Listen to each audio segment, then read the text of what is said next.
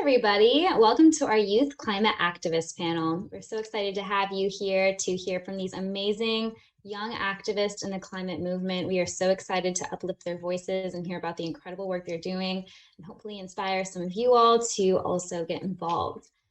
Before we get started and I introduce our incredible panelists tonight, I want to talk a little bit about Ideas for Us and what we're doing in the community. So if you aren't familiar with Ideas for Us, we are a global environmental nonprofit, and we are committed to advancing climate solutions globally. And we do this by developing and funding and scaling solutions to the world's most pressing environmental challenges. And how we do this is we break it down into 3 steps, which is educating, engaging, and mobilizing volunteers in eco-action projects. So every month we host what's called a Hive meeting, where we bring in an expert on a topic to educate us on a topic that aligns with one of the United Nations 17 Sustainable Development Goals. They give a presentation about how these environmental issues are affecting us globally and locally. And then we engage in a conversation with the audience about how can we solve this global problem with a local solution. And then we take those ideas that were bounced around at the Hive and we turn it into an eco-action project by planning and organizing with our team of volunteers. And then we take that action project and bring it to life and mobilize the community members in that climate solution. And these solutions take so many different forms, with solar workforces, shoreline restoration projects, tree plantings, waste audits, urban agriculture programs, and so much more. And every month we focus on a different pillar of sustainability, rotating between energy, water, food waste, and ecology, so that we don't overlook any areas of sustainability and we're taking a multifaceted approach to the climate crisis. So every month it looks a little bit different, but we're always working to mobilize the community in environmental action. And so now I'm excited to introduce our first panelist. So we have Megan here. So if you want to unmute and introduce yourself. Yeah, thank you so much for having me. I'm super excited to be on this panel. So of course, my name is Megan. I guess now I can call myself a rising freshman in college because I actually just graduated this past weekend. Super exciting. So I'll be a freshman at Stanford this fall studying urban studies and public policy. I'm also the founder and the director at the Urban Garden Initiative. So in a similar way, I would say to Ideas for Us, we are also a global environmental nonprofit really centered within teaching students about what they can do to really help their community. A lot of times, of course, we work with urban communities, teaching them how to garden, teaching them largely, how these gardening problems tie into other environmental issues going on, and just tackling a lot of the various eco issues that affect urban communities. Yeah, so I think other than that, I also do some work with like the Sierra Club and a couple other environmental orgs local to me. And I'm always looking for new ways to better help my community in that sense. Thank you. Awesome. Thank you so much. Megan's absolutely incredible. We work with her to develop gardens with our Kenya branch, and we are going to be doing that very soon. So keep an eye out for that. And now we have Sohayla. You can go ahead and unmute and introduce yourself. Thank you. First of all, thank you so much for having me as well. Hi, everyone. My name is Sohayla. I'm a current undergrad student, and I am the Director of Global Outreach and Relations at Zero Hour. So just a little bit of context on Zero Hour. Zero Hour is a youth-led movement that organized the first ever youth-led march on Capitol Hill. And then from there, it has been wonderful just like working with chapters around the world, specifically on advocacy, education, and policy surrounding climate justice, and really toning in on how intersectional the climate issue is. And just as a college student, I'm really, really interested in the intersection of health and climate, and how like we can witness the disproportionate health effects like right now with the pandemic, and how it's directly interconnected with the climate crisis in the future. So really excited to talk about that and to learn more about the other panelists. So thank you. Awesome. Thank you so much. And Delaney, I'll go ahead and pass it over to you. Thank you, Kristen. First, thank you to all of you for attending, and of course to our other awesome panelists. It's so cool to get to meet other youth who are just as passionate about the environment as I am. So a little introduction. I am Delaney, and I am the founder and CEO of the Sink or Swim Project, which is a nonprofit organization that aims to educate as many people as possible about climate change, the threats that we face, the science behind it, and of course the solutions that we can implement in our everyday lives, in our homes, in our schools, in our communities, to make our planet a more sustainable place. And then it's also really focused on political advocacy work. So working with politicians to implement funding for mitigation efforts or adaptation efforts, to implement and write laws that would help with sustainable energies and things like that. So that's kind of the focus of the Sink or Swim project. I just also graduated, but I graduated from undergraduate at the University of Miami, where I double majored in marine science and geology with a minor in climate science and policy.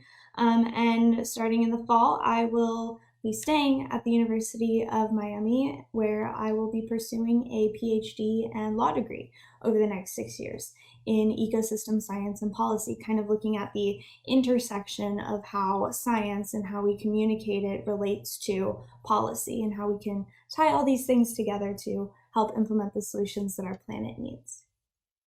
Incredible. Thank you so much, Delaney. And Edward, you can go ahead and unmute and introduce yourself. Hi, my name is Edward Collazo-Borges. I am a rising senior at Haggerty High School. I am the founder and the president of the Environmental Club. I am also part of Oviedo Youth Advisory Council, specifically a part of the Environmental Committee. And then for the next year, I'll be the committee head. I've been working closely with Kristen. She has given me a lot of ideas.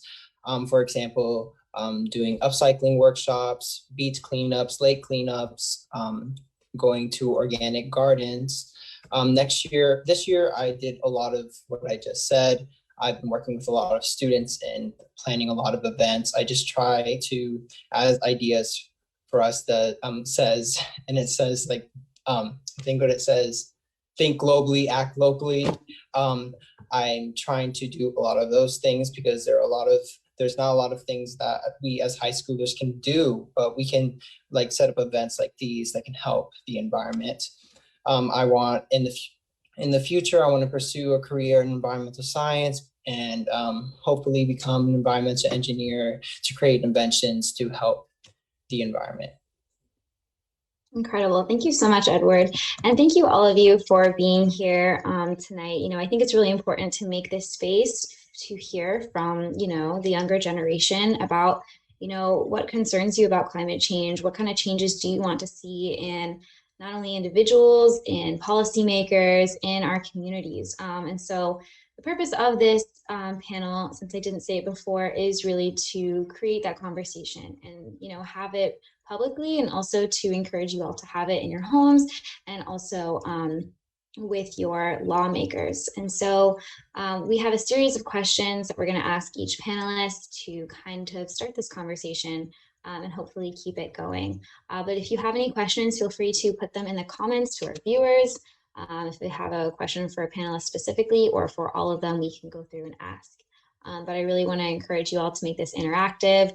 Also, we will have the contact information of each panelist shared at the end. So if you want to reach out, share some opportunities, learn more about their organizations and how you can get involved, please do. But we're going to go ahead and start the first question. So what concerns you most about climate change and, our future on this planet? So loaded question, but, take your time. So I'll go ahead and give it over to Sohayla first. Thank you so much. Yeah, so definitely it's a loaded question because there's just a lot of things that are concerning about the climate crisis. But I would say one of the most prominent things is the fact that when people discuss the climate change issue, they discuss it as if it is going to happen. Yet a lot of people fail to acknowledge the fact that a lot of communities are already facing that disproportionate effect of the climate crisis. So I feel like in order to really act on it and act now, people really need to kind of acknowledge we're past that whole climate change is fake stage where right now we know that it's happening and we see the consequences right before our eyes. So we need to think what is next and what's going to happen.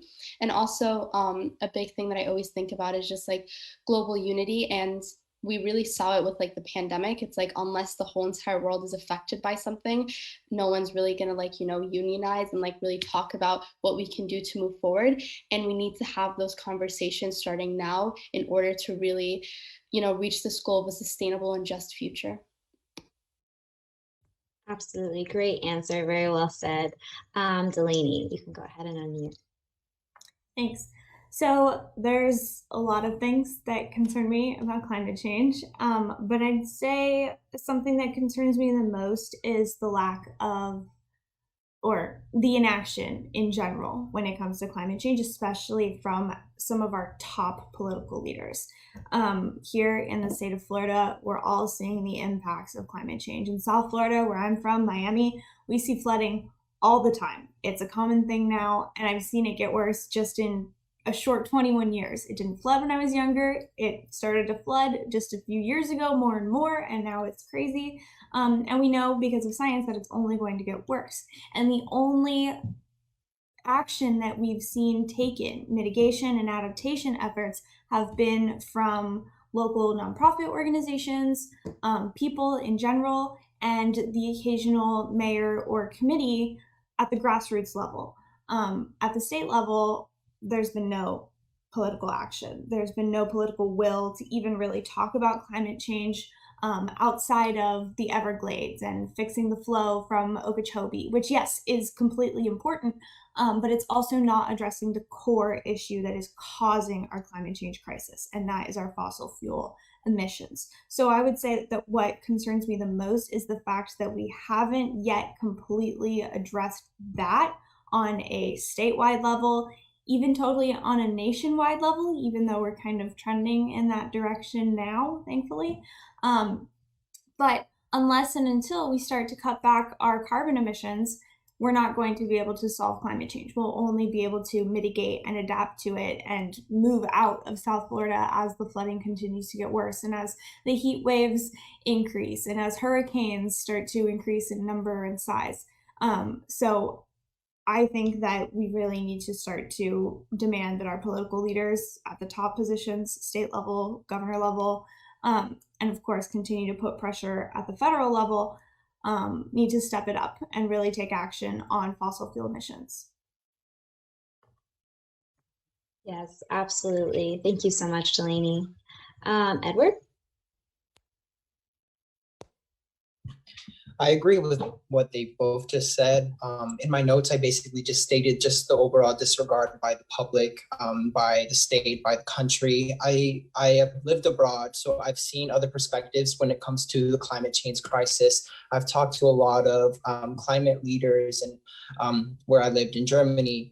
And I feel like there's just a stark difference when it comes to the climate crisis in comparison to other countries like in Europe or here in the United States. And I feel like we need to put more emphasis on these issues. Like Delaney said, just right on. We need to have like political leaders talk about climate change, talk about what they're doing to help climate change. I mean, I don't really have anything else to say. It's just perfectly said. Thank you. Very well said. Thank you so much, Edward. And Megan? Yeah, so I agree with everyone as well. I think a lot of really great points are made already.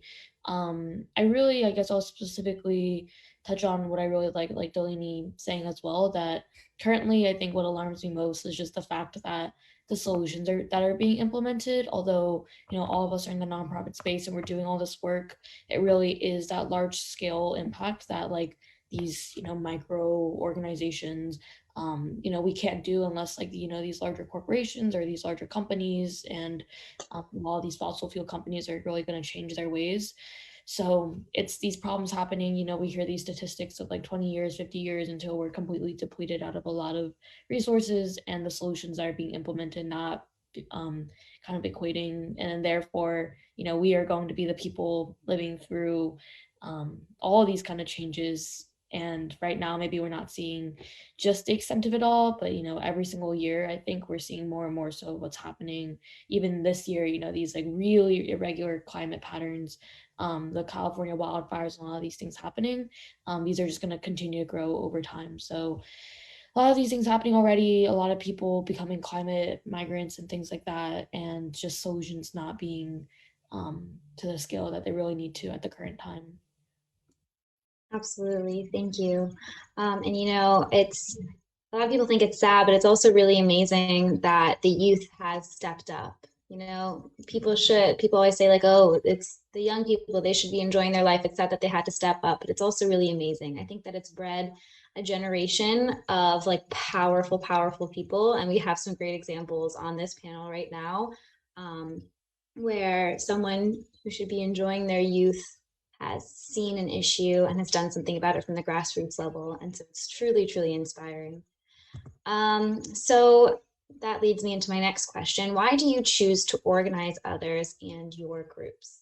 And we'll start with Sohayla. Thank you. Yeah, so I gave a little bit of context about Zero Hour, but really, like you said, youth have recognized that our futures are really at risk right now, and we kind of are not doing this. A lot of us are not doing this because they have the spare time and they want to. It's because we need to, and we recognize the fact that okay, there's a huge large inaction happening right now, and obviously our futures are the ones at risk, so we really need to step up and organize.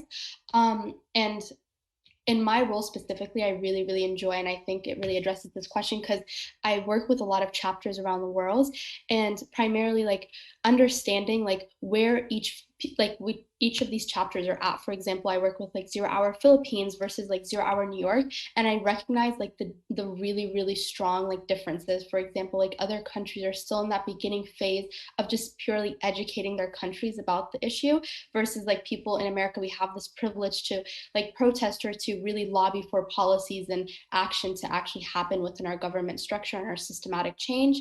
So it's been really a privilege to organize others, as well as a really huge learning opportunity of recognizing the advantage we have here within the States, as well as the lot of work that still needs to be done around the world in order to really accomplish this vision and this goal that we have. But also just quickly on this topic, a huge issue that I've also seen within the youth climate movement specifically is this disperse of resources, because a lot of young people feel that they need to start their own initiative in order to act, yet that kind of disperses the resources that are at hand. And I even learned this the hard way as well, as a bright-eyed high schooler. I was oh, I need to do something, I need to start something, but there are just so many things out there, especially within the climate space, to get involved. So something that I urge a lot of people to do is to look first locally, what are the things that are going on, rather than starting something anew and kind of starting from the bottom, and spending all that time and effort where you could have put that into something that's already built and structured, and really enacting the change right in front of you. Yes, thank you so much. Megan? Yeah, so in order to, I guess, not repeat a lot of what Sohayla said, because definitely see the kind of chapter structure being something really cool with us as well. I guess I will tell more of the local story of just how Tugi got started, and it's not necessarily that I would call it leading groups, but in terms of, yeah, I guess the founding story of Tugi. So we got started not really as a group that wanted to become national or international, or didn't really have that intention. It was more so that I live in a desert, or I live in a community that is 20 minutes away from one of the largest food deserts within my state, and even before we were starting to eat, many of us say it's more so out of necessity than it is just oh, I want to start a nonprofit. But just going into the city all the time, having the experience of working on the gardens there and talking to community members, and more so young people in the city, realize that there's nothing being done to address one of these largest issues environmentally happening. And a lot of these young people in middle school, maybe early high school, don't really have classes in school that are teaching them about what's happening. There's no one kind of mobilizing them to kind of get involved in a lot of these different things. So Tugi really wanted to step in and be changing the narrative of how environmental education should be taught, showing that it is young people that are caring for it, and hopefully then getting more young people to get excited about getting involved in this kind of stuff. So from there on out, our kind of model, we are a team of like high school, college students globally that are kind of leading these efforts. But a lot of times we're teaching, younger elementary, middle school students to hopefully long term get them to become environmental change makers as well. So I want to continue doing that and just, being a young person that's hopefully inspiring other young people to do more positive environmental work. Awesome. Thank you so much. And Edward? I guess I wrote on my notes. I said, well, plain and simple, someone has to. I feel like in my school, like I've talked, again, I've moved a lot because I'm a military child. So I've talked to a lot of different students and their perspectives on like the climate crisis. Like, how like there was like, don't use plastic straws phase or something like that. They have their own like opinions, their own resources. And when it comes to high school, like you believe what you just see like on Instagram or online. And I feel like talking to all these students, I've just learned that a lot of them are just uneducated. And that like through my other extracurriculars and through I'm also in JRTC, I've just learned these leadership attributes. And I feel like through those leadership attributes, I feel like I'm the person to inform the students of like the climate crisis and like just environmental issues in the region. So that's why I started the environmental club at my school, because there were really no other environmental organization at the school. So how are they going to be informed? So I started the environmental club, and through the environmental club, I started volunteering. I started to inform my students of volunteering opportunities, like with Ideas for Us, Surf Rider, Fridays for Future, 0 Hour. There was just a lot of different things that they can do in their community that are just like 10-minute drives, 15-minute drives, that they can literally help the environment. I feel like someone really needed to tell them that they can make a change here in my schools in Oviedo, so Oviedo, Florida. I think that's pretty much it. But yeah. Great. Thank you so much, Edward. And Delaney. So I like to say that I think that climate change is the biggest issue that the youth generations are ever going to face. And how we deal with it, go about solving it, will define our time here on Earth. And so because of that, when I first learned about climate change, it was on my own time. It was in researching for some other projects that I was working on, and I was about 13 years old. And as I was reading more and more and learning about the impacts that climate change has had and is going to have on our society, I started to become really concerned and also confused as to why I hadn't learned about this in a classroom setting. And I figured if I hadn't, then other kids probably hadn't either. So that's kind of where I first got the motivation to start the Sink or Swim project. So I started off by putting together a very simple PowerPoint presentation on the science that I had studied and learned about, on the impacts that we were going to see, and on some very basic solutions. And from there, I started to realize that I wasn't the only one that was becoming concerned about climate change. As I spoke to more kids that were my age, a little younger, a little older, I realized that they were just as worried about what I was telling them as I was, and they wanted to know how they could help, how they could implement solutions. I work with people of all ages, but what I've seen is that in conversations that I've had after presentations, kids ask me more about what they can do to directly help to implement solutions than a lot of adults do. And not only is that very encouraging, but it's also super inspiring to me. And it kind of has pushed me to continue working on climate change topics, because I think that the generation is the future. So in organizing these lectures and in putting together my blog and educating in all sorts of ways, my hope is just to inspire other youth to become involved in some way, to raise awareness, even if it's just to their parents or to their friends. That's at least a couple more people who are learning about the climate change crisis. So that's where I choose to be involved and organize these types of things. Amazing. Thank you so much. And let me just say that I am so thankful that all of you are choosing to organize. Who knows what the world would be like if you weren't and other people like you weren't. It's really amazing to see that each of you using your unique skills and all of your assets for this movement. So it's really amazing to see. And also kind of focusing in on what do you think is missing from the sustainability movement? You guys have talked about it on large scale, small scale, and what do you think is missing? And we'll start with Megan.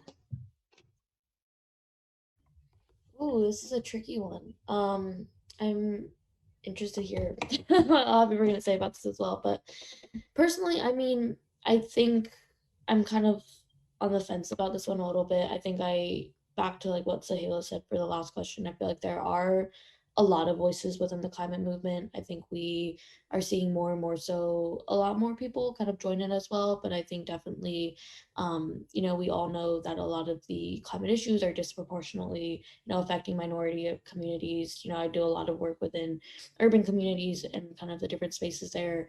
And still, when we think of, sustainability and climate movement, we still think about it as a predominantly kind of like white upper class kind of thing. A lot of people are, why can I care about sustainability in the environment when, I'm trying to put food on the table, or like this is not a sustainable way of living long term. So I personally kind of see this like missing component really being, you know, how can we allow the sustainability movement to be one that is for everyone and show that it is something that everyone can get involved in? How do we get people that are actually from these communities to be speaking up about what exactly they are directing, not having other people create blanket solutions for communities, instead having leaders of those communities kind of step up and be the change makers there is what we really strive to do at Tugi, and what I would like to see more of. But yeah, that's kind of what I see missing right now. That's really insightful. Thank you, Megan. Delaney? I think that something that's missing from the sustainability movement is proper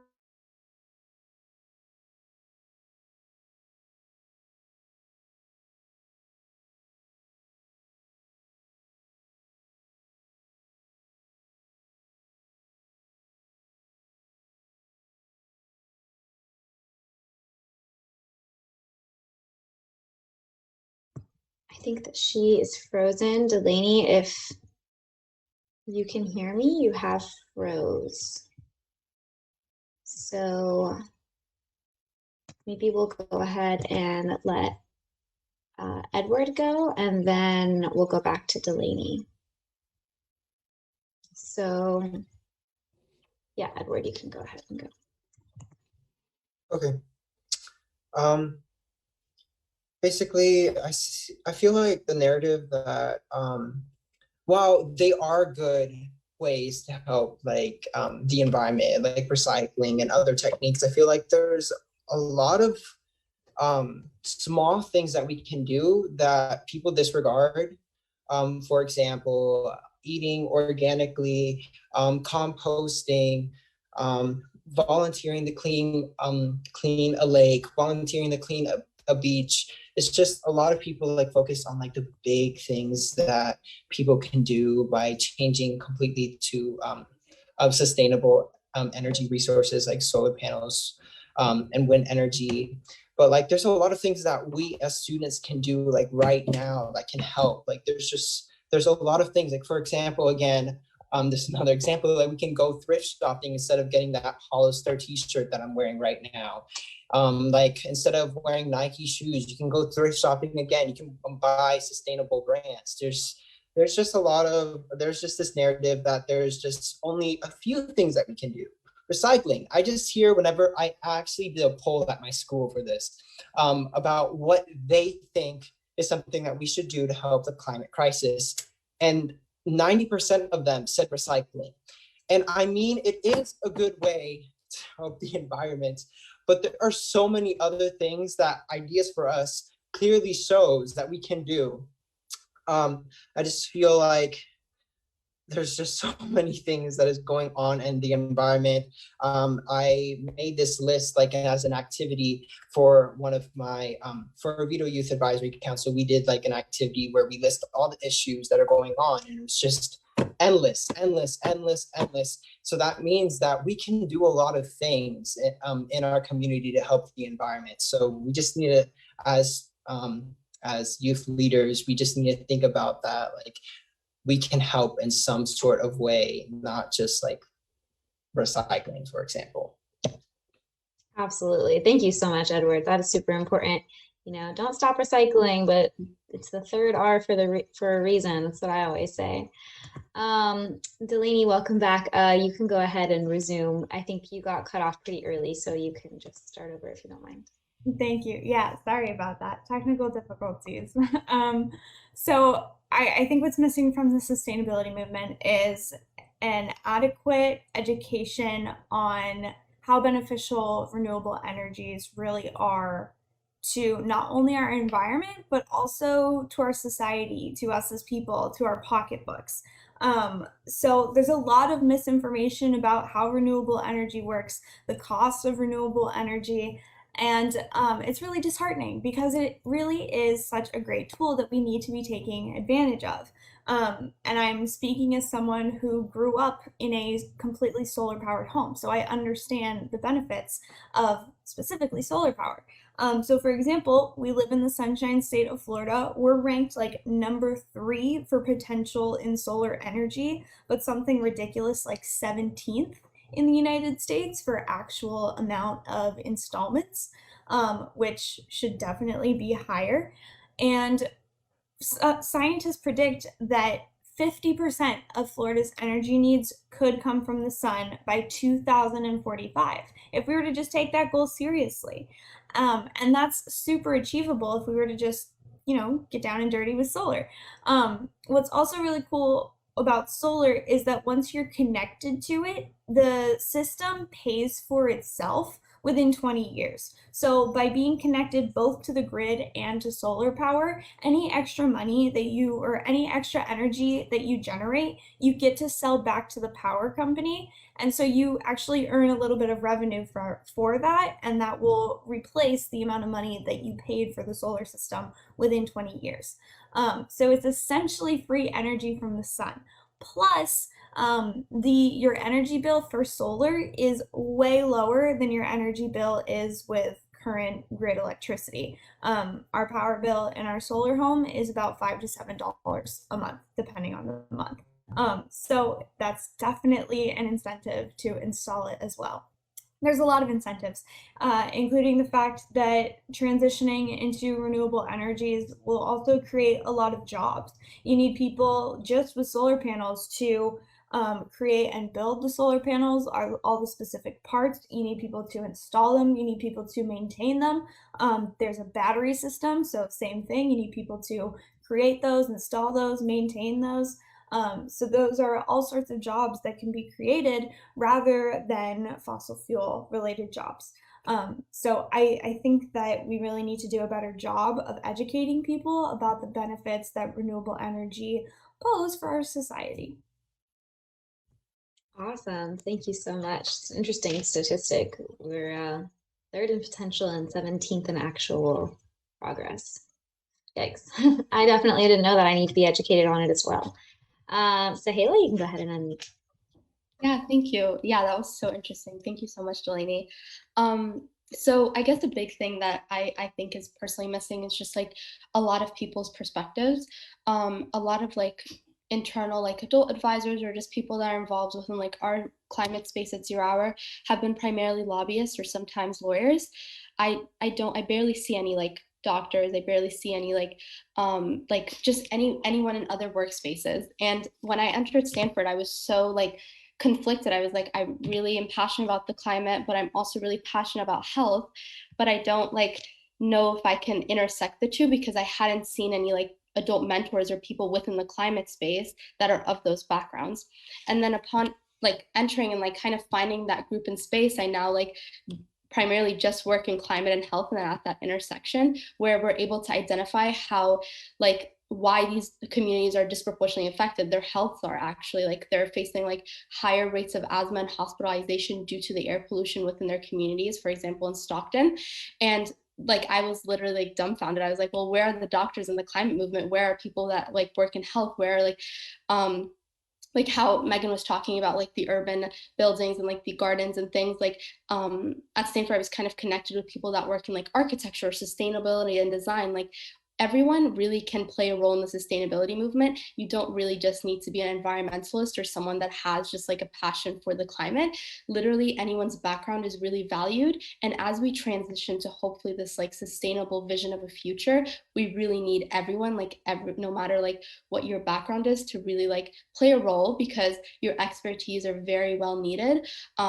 Just like witnessing like how people from like the School of Engineering are playing a role in like figuring out what design and structure looks like for the future of like healthcare systems, or talking with people within like the food department, like they're thinking about like sustainability and like sustainable foods that are going to be like implemented in either institutions or workplaces. So it's just like so fascinating to see like everyone's backgrounds come collectively. And I've been fortunate to see that like just in school, but if we were to get more stakeholders involved within the climate movement as a whole, I think it would really push us forward into our goals. Amazing. That was so insightful. Y'all are so incredible. Everything you guys are saying, I'm just getting goosebumps over here, getting excited for the future instead of stressed. Like, oh, we need to have more conversations like this. So our second to last question, how do you best communicate the need for this work? What are some strategies that you use, and what has worked in your field so far? So I'll start with Edward. I think definitely social media when it comes to contacting students and youth. I want to talk about this for a second. So social media is of course used by a large majority of students. So I create an Instagram for my environmental club and also for my environmental committee. You'll see them later, but it's at Hagree Environmental and then reaching sustainability. And then in both of those Instagrams, we do some weekly posts about what we can do to help the environment. For example, I think I did a post on I think 2 weeks ago on a Friday. I talked about organic eating, and if you do buy food that is organic, these are the specific things that cannot be found in your food, like all the different the ingredients that you cannot pronounce on the back of like some foods like Skittles or I don't know, just not just processed foods. And then also to communicate to, for example, governments. In Oviedo, we have our city council. You can go to those city council meetings. I've been to them, and you can make public comment. And in those public comments, you can talk about what are things that we can do in our city in Oviedo that we need to change. Like for example, I talked about that we need to use more sustainable energy, but it first has to start with the city council first, because if they start, then that will put an incentive to the citizens in Oviedo to start. So for example, they can start putting solar panels in their office buildings. I just feel like there are, when it comes to the city, you need to also email, send letters, you need to pressure them over and over again, so then you can actually make some action. Because I went to one of the new sustainability task force meetings, and there was like an agenda and like that they wanted to make green homes and green buildings in Oviedo by 2018, but none of that was even started. There just needs to be some push towards the city councilors and governments to actually make some change in the community. That's it. Awesome. Thank you so much, Edward. And we'll hand it over to Delaney. So when I am communicating about climate change, I always start with the science. I think that it's really important to understand what is happening to our planet, to our climate, and how we are playing a direct role in causing it. And then from there, I like to talk about what, as a result, we're seeing. Um, so that people, a lot of people, they hear about climate change, they know about climate change, but they don't really understand the impacts if they're not standing in flooding, if they're not looking at a wildfire on the news, if they're not experiencing drought or a decrease of crop yields. Then they just don't really get that it exists. It's kind of out of sight, out of mind. So I like to explain and even show pictures and videos of the things that we're seeing here in South Florida, of things that people in California, the heartland of America, or anywhere else in the world are seeing, so that they can understand the scope of the climate change crisis and that it's not just localized. And then, of course, solutions. And the solutions part kind of builds on that need for this work. So once I try to explain to the best of my ability how much risk we face from the climate change crisis in every aspect of our society, and the fact that climate change is going to impact literally every single person that walks this planet at some point in our lives, then that's when I start to explain, okay, let's talk about solutions and how we can start to solve this problem. But there are a lot of different ways to do that. So of course there's face-to-face, whether it's over Zoom or now in person if we're safe and vaccinated. A really important way, kind of like Edward was talking about, is through social media. So I have social media accounts, of course, but I think my favorite way to do this is through a blog that I write on my website, where I just talk about my opinions on any and everything related to climate change, whether it's politics, whether it's a latest scientific reporting, or really anything else. I like to share my thoughts with people. And that has worked much better than I could have ever imagined when I first started my blog. Tens of thousands of people today read my blog, which is mind-blowing to me. And it's global. It's people from all sorts of different countries, not just here in Florida, not just here in the United States. So it shows that, no matter how old you are, even if you can't yet vote in an election, you definitely have a voice in your community, and you can make a difference just by speaking up and out and sharing your passions and working with others. So I've found that that's a really effective way to communicate. Amazing. Thank you so much, Delaney. Megan? Yeah, so I kind of see two main things. I would say primarily, obviously, the group that I really work with through my org is the younger students. So in terms of what we've seen, best work there is number one, to kind of like put faces and put real names and real stories and real narratives to what's going on. Like for too long, like we kind of hear about, these overarching problems of like what's going on in our world, and like this, remote person here is like dealing with this. And I think many people, especially when you're young, it's like, if it's not happening right in front of my eyes, then I don't think it's happening at all. So telling the stories of, whether it's like my own stories of what I've felt when it comes to climate change and sustainability movement, or my friends' stories or whatever. But I think that's really an effective way to communicate. And I really like, Delaney, what you said about, and I was actually going to say as well, the solution-based approach. I think for youth as well, like, you turn on the news, you hear about what's happening with climate change, and it's always this, really dark, really depressing. There's nothing you can really do about it. It's too late.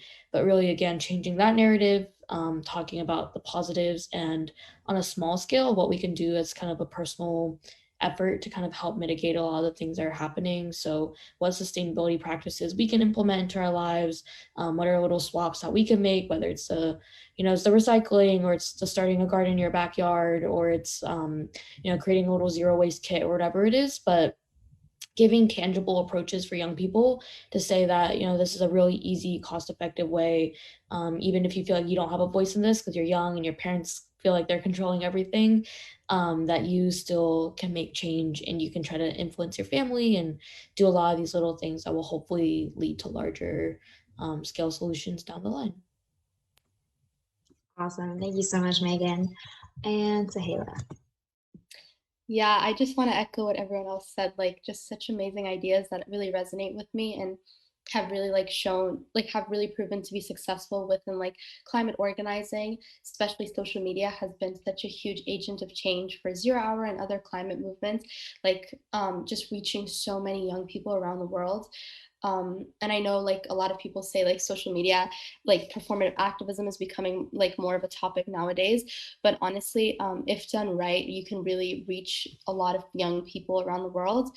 And I just really want to echo also what's been said about like how climate is painted across like media spaces. And really like climate anxiety is a very much real thing. A lot of people have it. And just like really understanding, yes, the solution-based approaches, but also understanding like what role I can play.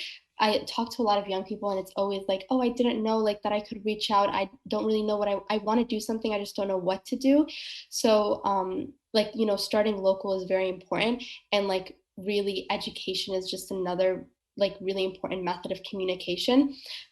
During Earth Day, like a lot of fun things that I did was like talk to a lot of like elementary students and just seeing like their passion young and like all their like crazy ideas of like launching trash into space. It's just cool to see that passion. Like as like a young student, they're obviously thinking about solutions. So really like following up that education with like action. It's like, okay, you guys have all these great ideas. Now let's put it to work. Like what can you do at home? What can you bring up at the dinner table with your family? So definitely ensuring that if you are educating, whether it be through social media or at school, you're following it up with like action items that people can take home with them. Amazing. Thank you so much, all of you. And we're going to go ahead and get into our last question. And this is also going to give you guys an opportunity to make your closing statements. So we're going to end on a positive note. So what is something that encourages you about the movement? And what are the best ways for someone to get involved with your club, organization in the future? So we will start with Megan. Yeah, so I will say that right now, especially, it's a way like your story. Like right before this panel, I was actually just teaching a workshop, and it was one of my first workshops I've taught in person in almost a year because of COVID and all of that. And it was like a group of third graders, and it was a crazy, energetic group, but it also brought me so much hope because as they were, digging their hands in the soil and playing around and starting gardens, they were like, getting so happy and so energetic about the things that they were doing. And yeah, just so excited about like they don't have this negative mentality yet of like what is happening in the climate movement and like what climate change is going to look like. Like they are, implementing these tangible solutions to help solve the problem, and I'm really happy doing it. So I'm just excited to continue working with more youth and hopefully, get them as excited about doing this work as I am, and continue to like see this youth climate movement grow more and more. And I will transition that, I guess, into specifically for Tugi in terms of how you guys can get involved. So all my contact info is there, Instagram, my personal Instagram, all of that. Check out our website there for exactly what we're working on. Krista mentioned earlier, we're actually working with ideas for us on some global projects right now in Kenya, and at Chugi, we're also doing some stuff in Nigeria and Zimbabwe right now, also relating to building school gardens in those countries, or more school gardens. So lots of cool stuff there. Personally, if you want to get involved, no matter where you are, we have lots of virtual volunteering, in-person volunteering, and we have a couple of chapter cycles opening up soon if you want to start a chapter. We also have youth executive applications if you're in high school or college opening up soon as well. Lots of self-promo, but check out all of those applications that will be linked on our website soon. Great. Thank you so much, Megan, for being a part of this and for all you're doing for our planet and its people, feeding people around the world. What gets better than that? So definitely reach out to her if you have any questions or you're interested in getting involved. Edward?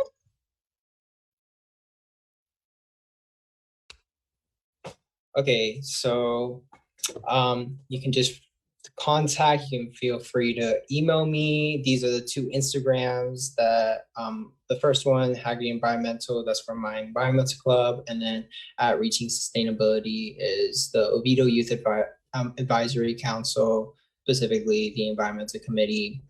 To get involved in these, of course, you have to be in high school. So it could be either for Haggerty Environmental, you can join if you're in Haggerty High School, and then for the Youth Advisory Council, you can either be in Oviedo or Haggerty Environmental. We take 6 students from each schools, but for Oviedo Youth Advisory Council, actually, we already picked our members. So next year you can try again. You can try to get into another member position.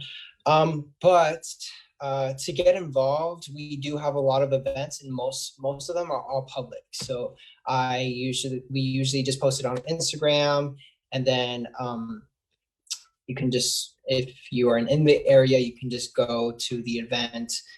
For example, I set up monthly beach cleanups at Cocoa Beach, and anybody could really go to those beach cleanups. Sometimes I make them private for specific clubs that I partnered with, but most of them are just all public, and I would say that in the actual post itself.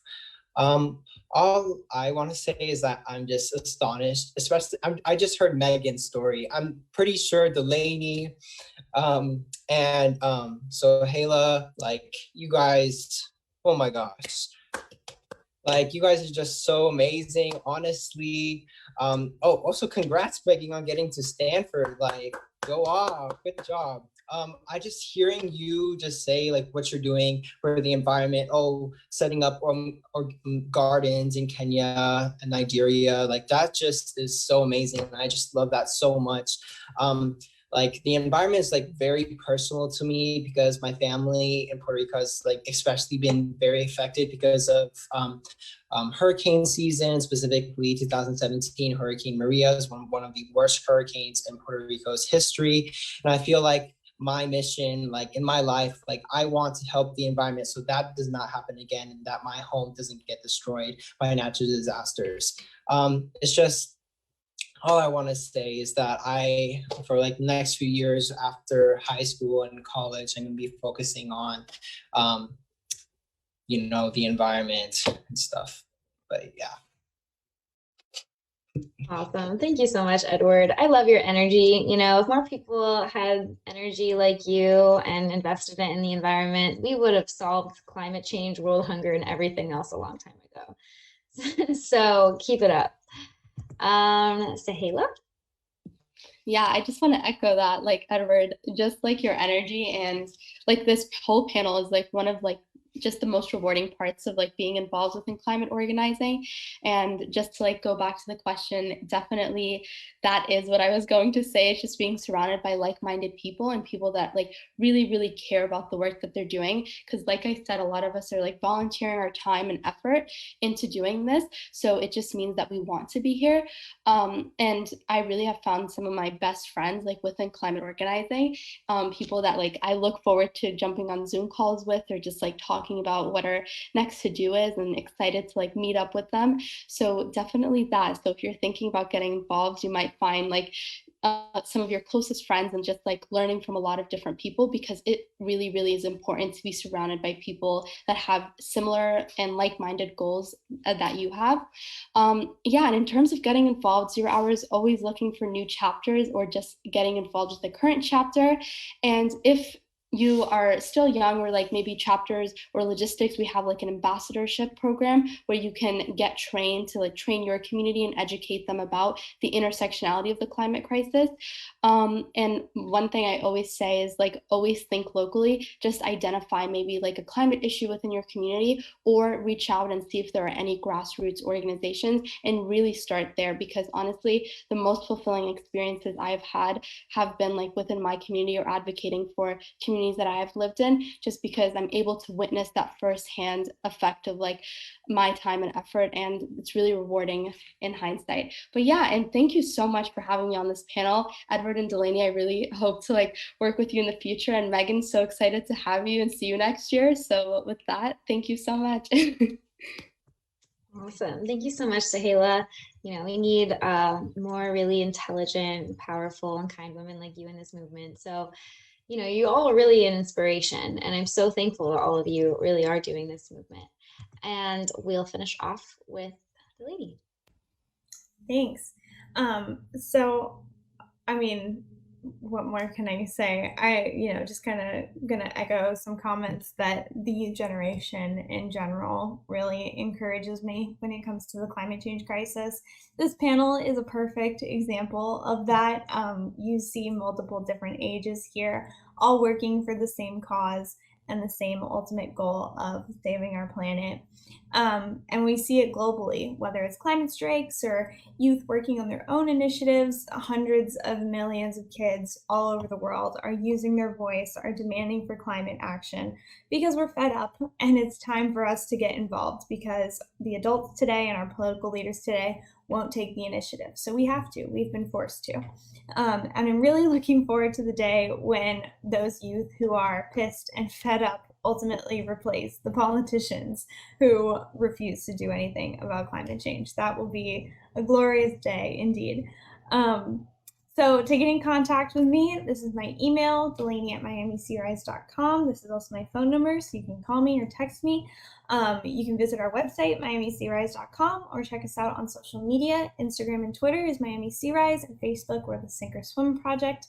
I'm always looking for more ways to get involved with people, not just here in South Florida or the state of Florida, but I love working with people outside of the state, all over the country, all over the world. So if you're interested in collaborating, shoot me an email, give me a phone call, and I'd love to talk about some different ideas and ways that we can get involved with each other. And just also going to say thank you again, Kristen, everyone at Ideas for Us, for having all of us, and congratulations to all of our panelists on all of their achievements. You guys are amazing, and I hope that we can find ways to work together in the future more as well. Awesome. Thank you. And you know, I love how you took this movement and you made it trendy. Like, you really did popularize climate action in Florida specifically, and you started trending globally. Like, this is an example of how it's done right, and I really respect that. I admire you for it. So thank you so much for all you're doing. And thank you to all of our panelists for being so incredible. Keep up the good work, please.